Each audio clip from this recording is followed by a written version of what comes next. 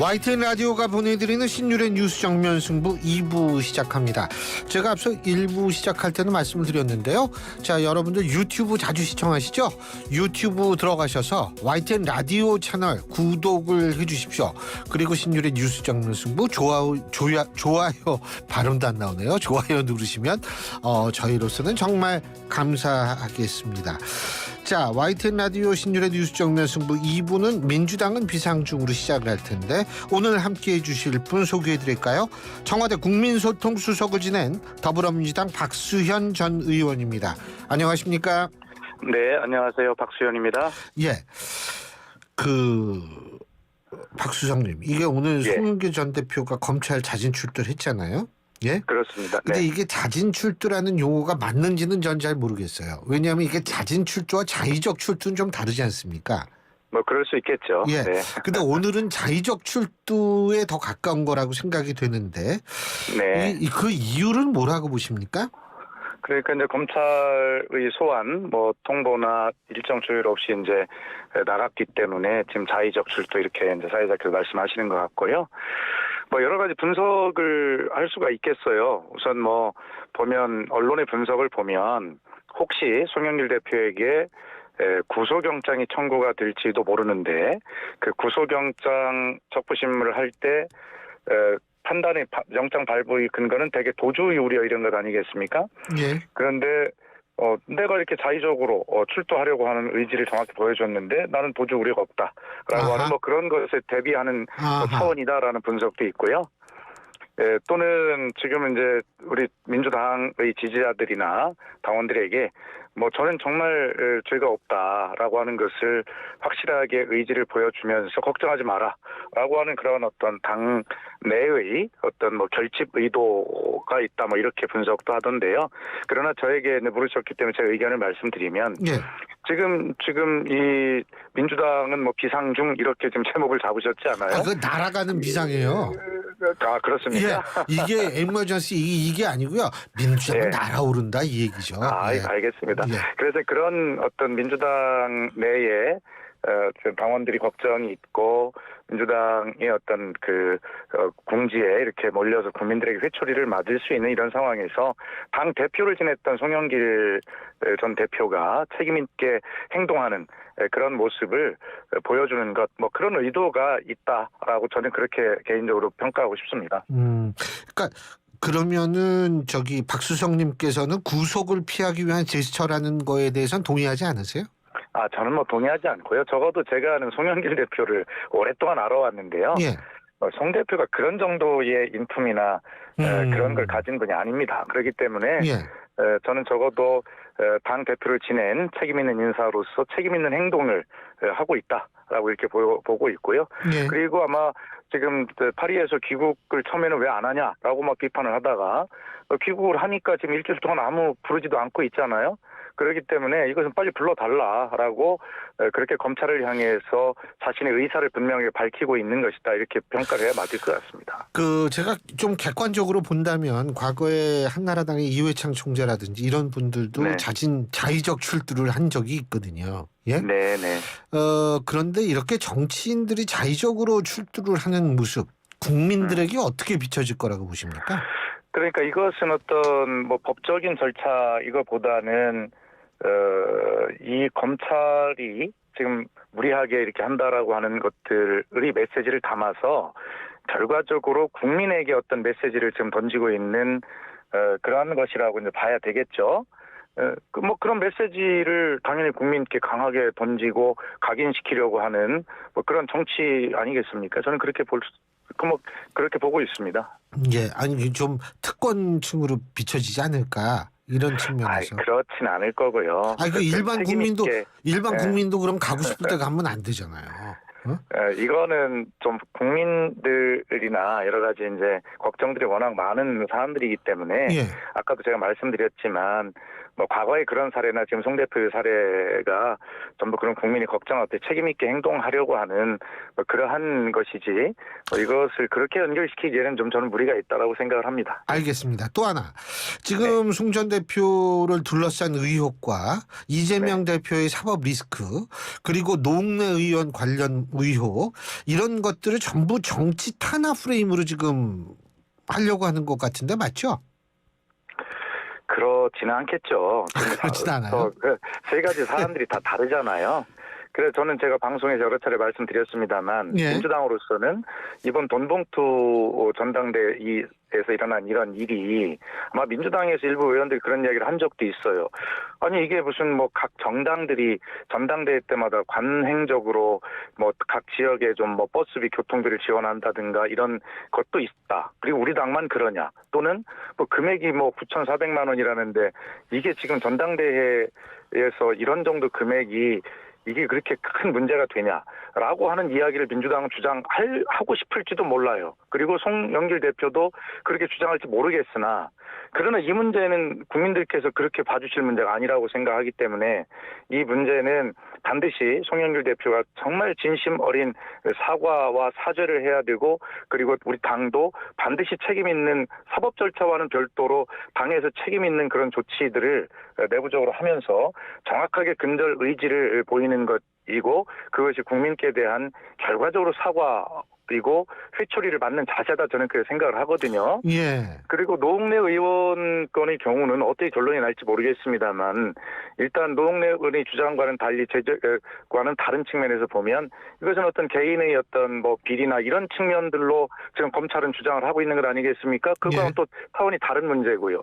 이재명 대표의 사법 리스크는 결과적으로 아직까지 저 검찰이 공소장에 그렇게 핵심적으로 주장했던 내용들을 포함시키지 못하고 있는 만큼 검찰권의 남용이라고 하는 민주주의 위기라고 규정하는 이런 문제들로 서로 사람들이 다른 문제이기 때문에 이것을 묶어서 한꺼번에 다 검찰의 야당 탄압이다라고 하기에는 그것은 민주당이 그런 자세를 가지면 안 된다고 생각합니다. 그러니까 이걸 종합적으로 보면 지금 이제 수석님께서 말씀하신 걸 제가 이해하는 한도 내에선 노웅래 의원 문제라든지 송영길 전 대표의 문제는 정치 탄압 프레임으로 접근하면 안 된다.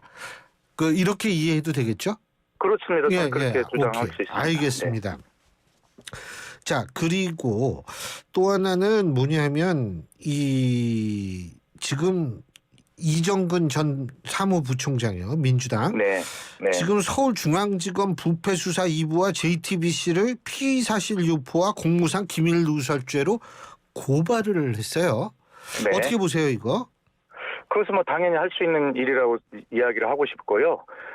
흔히 우리가 이제 피의사실 공표를 하면 안 되는 거잖아요. 네. 그런데 상식적으로 누가 봐도 조사하는 검사와 이정근 전 사무부총장과 입회한 변호사만이 알 수 있는 그런 어떤 핵심적인 검찰의 수사 내용이나 녹취라고 하는 그 증거가 어떻게 그것도 3만 개나 된다고 하는 것인데 그것이 즉시 JTBC라고 하는 특정 언론에 나가서 보도가 되고 그럴 수 있는 것인가? 이것은 늘 우리가 뭐 피의사실 공표를 검찰이 특정 언론에 해서 피의사실 공표 흘려주고 그것을 보도하고 그것을 다른 언론이 받아쓰게 하는 지금까지 검찰의 언론 플레이 아주 전형을 보여주고 있는 것이죠.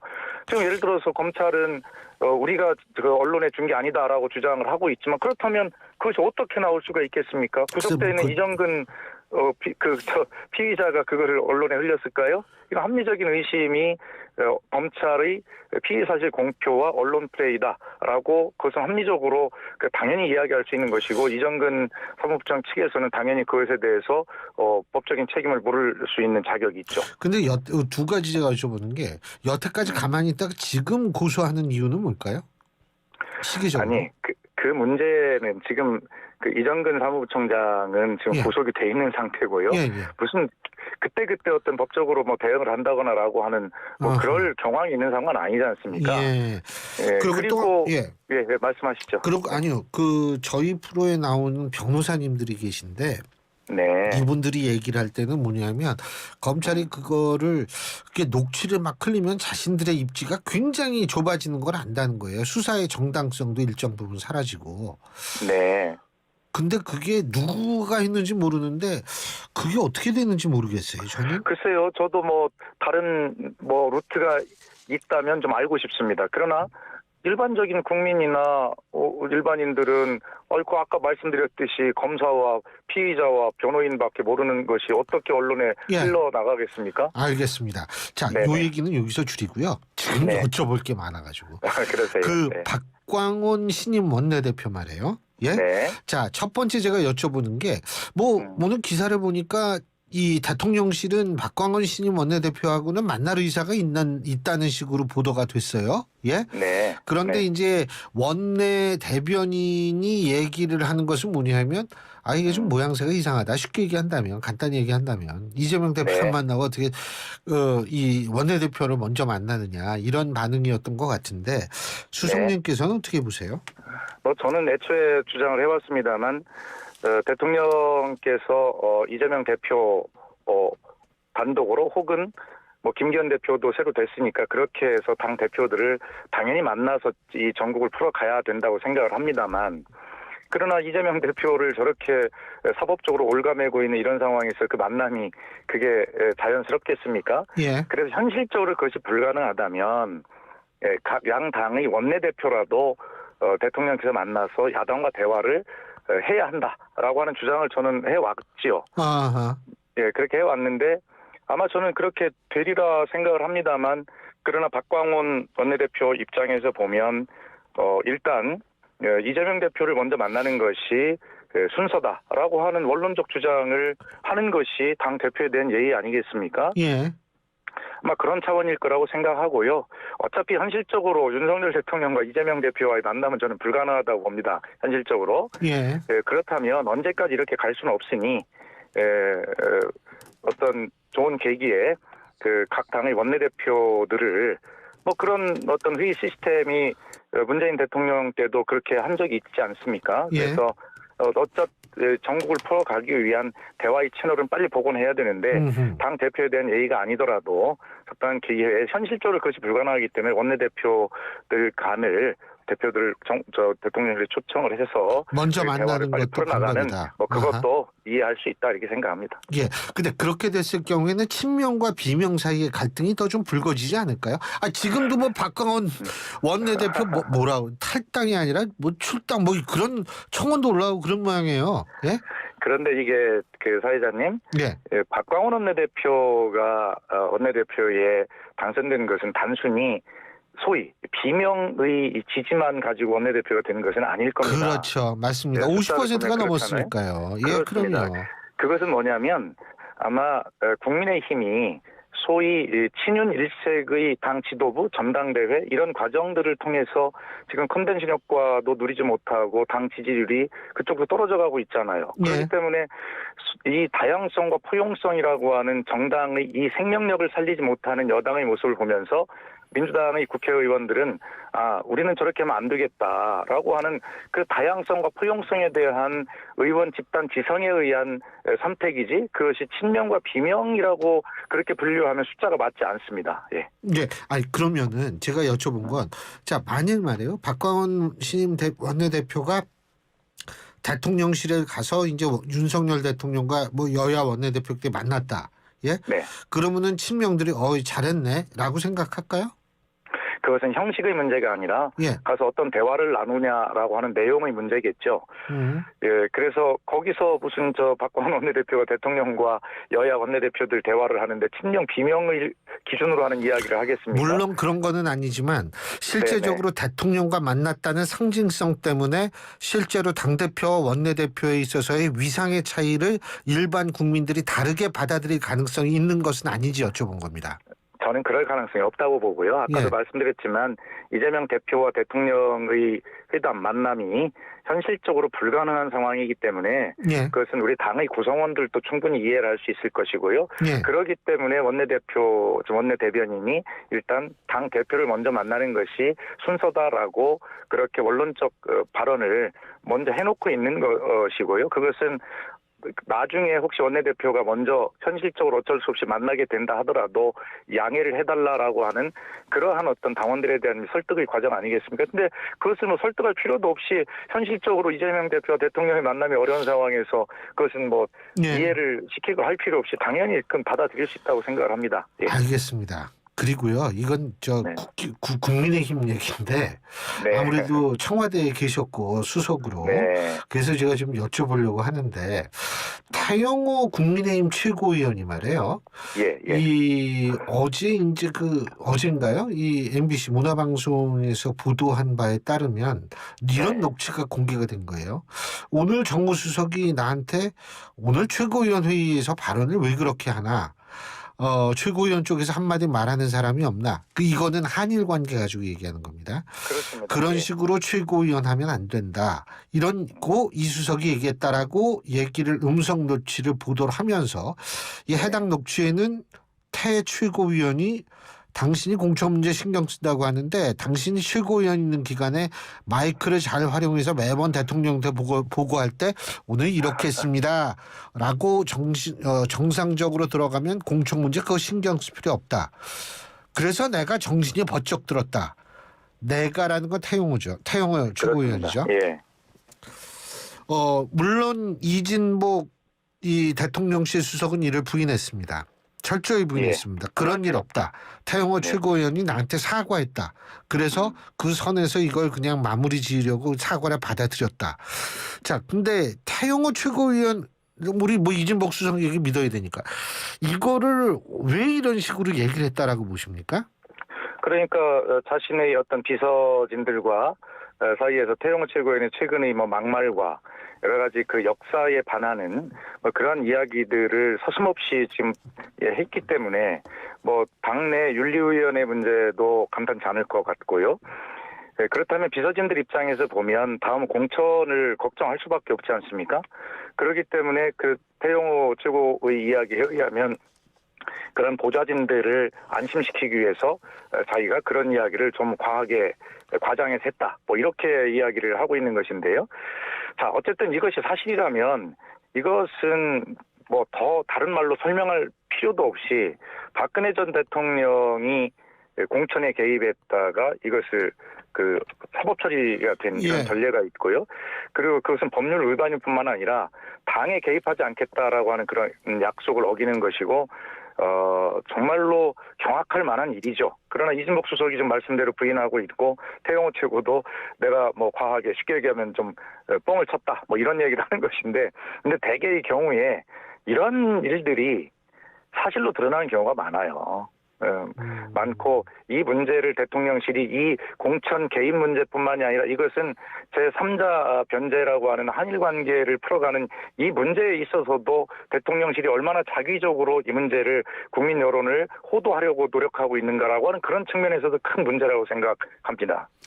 근데요, 이게 박수성님께서 보실 때 물론 이건 추측입니다만 어떻게 이런 녹취가 나와서 보도가 될 수 있을까 저는 되게 궁금하거든요.